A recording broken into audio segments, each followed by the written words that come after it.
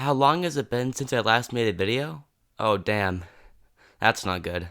A thing I've been noticing over the past couple of years now is that the price of Pokemon games have risen like crazy. A game that once was normal price 10 years ago with millions of copies sold, now is in the hundreds range of money you have to spend to even get a copy of the game that is in the cheap bootleg cart.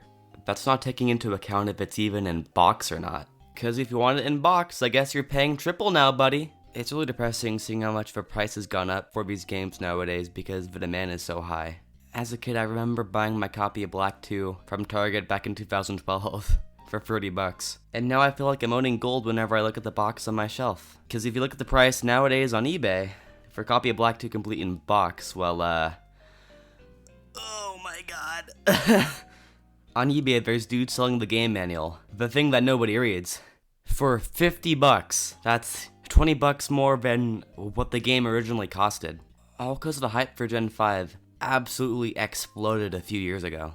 This is pretty much the same for Soul Silver and Heart Gold, but a tad bit better.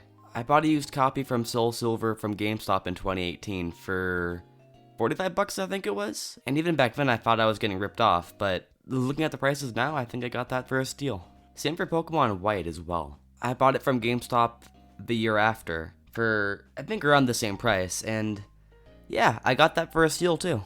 The thing that baffles me the most is that these games aren't rare. Not at all, really. Soul Silver and Heart Gold sold 12 million copies. Black and White sold 11.5 million, and their sequels sold 7 million. These are not obscure games, not for a long shot. But for some reason, they're priced so damn high, and there's a couple reasons for it. My life is like a video game, trying hard to beat the stage, all while I am still collecting. The clearest one is that just right now there's so much demand for these certain Pokemon games. Gen 4 and 5 have just hit their first giant wave of nostalgia, where people around my age, 18 to probably 23, want to play these games again, as it's part of their childhoods. And due to this mass increase in demand over the past few years, supply is going down as people every day are buying used copies, which makes its supply shrink and its prices go up to match the shrinking number of available copies. Demand is so high that it's broken the boundary of the game even mattering if it were a bestseller or not. So many people want it and the sellers know it, and price it so high, and people are willing to pay for it to get their nostalgia fix.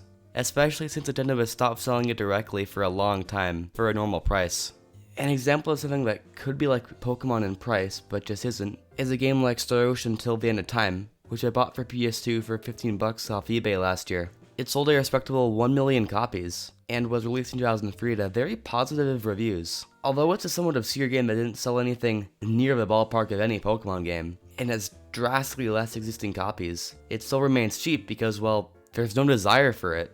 It lacks the massive nostalgia factory that Pokemon is, and doesn't have that giant audience to completely buy out its entire stock, which has left it fixed at such a cheap price for years, regardless of how many copies it sold. This sort of nostalgia wave is also a reason for why the newer games after Gen 5, so games like X, Y, and ORAS, haven't experienced this yet, as they're too new, and Nintendo still directly and actively sells these games, but even their prices are rising too. What once was 30 bucks when it came out is now 45 bucks, and it'll probably grow as the years go by. Especially when the kids that had these games as their first Pokemon games become nostalgic over them, and in turn makes me feel like a boomer.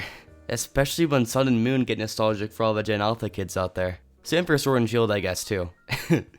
This sort of nostalgia wave isn't exclusive to Pokemon either. It's all throughout the older and retro game market. GameCube, PS2, and OG Xbox games are all the rage nowadays as well, as people around my age want to relive these games. Which is why so many GameCube games like Smash Melee, Paper Mario, F-Zero, Luigi's Mansion, and so many others are either full price $60 or even more.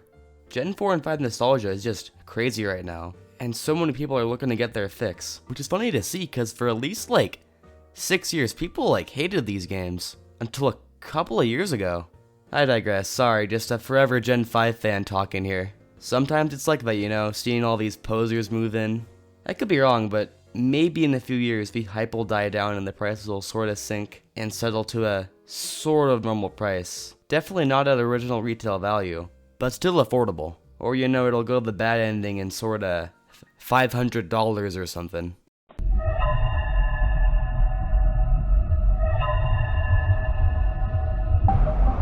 Yo. Another big factor as to why Pokemon is so expensive and popular right now is that there are so many big YouTubers making videos about it. A pretty big example is Jaden Animations' Nuzlocke videos, garnering tens of millions of views, especially her Ruby Nuzlocke video, which has pretty close to 100 million views, which probably quite literally introduced millions of people to Pokemon games and the concept of what a Nuzlocke even is, which caused so much renewed interest in the older games. I wasn't safe from it too.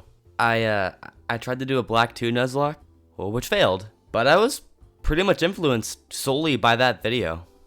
Sure, I knew what a Nuzlocke was years before, but because I liked that video so much and I rewatched it a lot, it got me wanting to do my own, which is probably what millions of other people thought too. It also kickstarted the Nuzlocking and Pokemon Challenge communities as a whole into the mainstream, with big videos from channels like Smallant and Pokemon Challenges, all because of Jaden's video. On the complete other side of the Pokemon spectrum, there's also the card game, which if a copy of Black 2 for $200 sounds crazy, well, I don't know what you'd call the Pokemon card community. A lot of it stems from Logan Paul collecting cards and doing pack openings and gaining massive attention for it, which caused a huge wave of Gen Z and millennial nostalgia for the TCG. Even my dad was talking to me about it, who's never played or watched anything Pokemon related in his life. But he knew about it because he saw a ton of it on his Twitter feed. And like the video game side of things, there was a complete spike in price in anything card related. Arguably much worse than what the games ever did. It wasn't just the out-of-print sets being bought and resold for crazy prices. It was the new stuff too.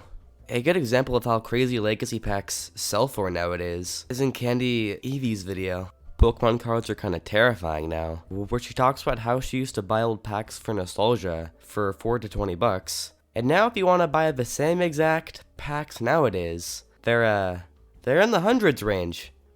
Simply because of how much demand there is now. In 2016, I bought a Call of Legends booster for £2.88. Now goes for anywhere between £120 to £250. A couple of Japanese jungle boosters for £5.10 each, now worth about £150. Couple of Japanese Neo Genesis packs for £5.10 each, now go for anywhere between £150 to £250. I think it's cool that I even got to open up any of that stuff in the first place because I'm probably never gonna get to do it again. What's double sad is this video came out like 2 years ago and they're still exactly like this. And they cost more too than what she originally said, which is even more fun for anybody that wants to just open up these packs for nostalgia. Also, side note, go watch Candy Evie's channel if you like Pokemon. I've been watching her since like 2017 and she makes really good stuff. It's just really sad seeing all this stuff go up so much in price, all cause people know it sells. Sure, I'd love to open up Gen 4 and Gen 5 packs, cause that's the stuff I grew up opening. But my broke ass can't take that price tag. I'm not dropping $60 or more for a single card pack, when if I were back in 2014 I could have bought it for $4. The market just completely sucks all those good feelings of nostalgia right out of you once you see that price tag.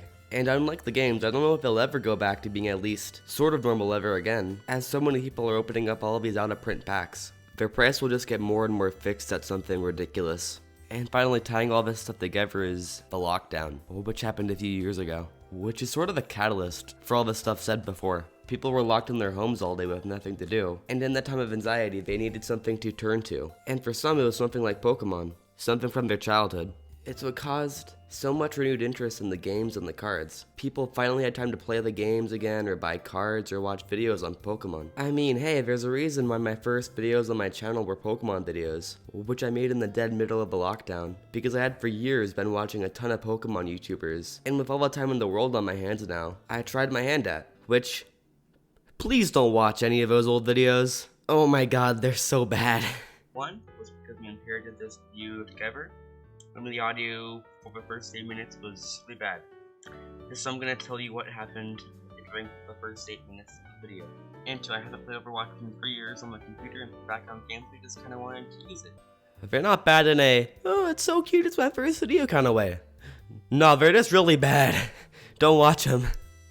People just have the time now, and a whole new wave of people was unleashed on the market, which caused a surprise spike in everything Pokemon related on eBay that nobody was planning for. Like, do you think anybody would expect the manual for Black 2 on its own to sell for $50? No, of course not. I don't know if it'll ever go back to normal, and it just sort of sucks to see. The pandemic's been over for a year now at this point, but the prices haven't settled down. It's still really weird looking at my old Black 2 copy and thinking, oh my god, I guess this is rare now, because it really shouldn't. Hopefully in the next few years, the prices will settle down as COVID goes more and more into decline. And I mean, hey, if it doesn't, well, we always got emulators, I guess.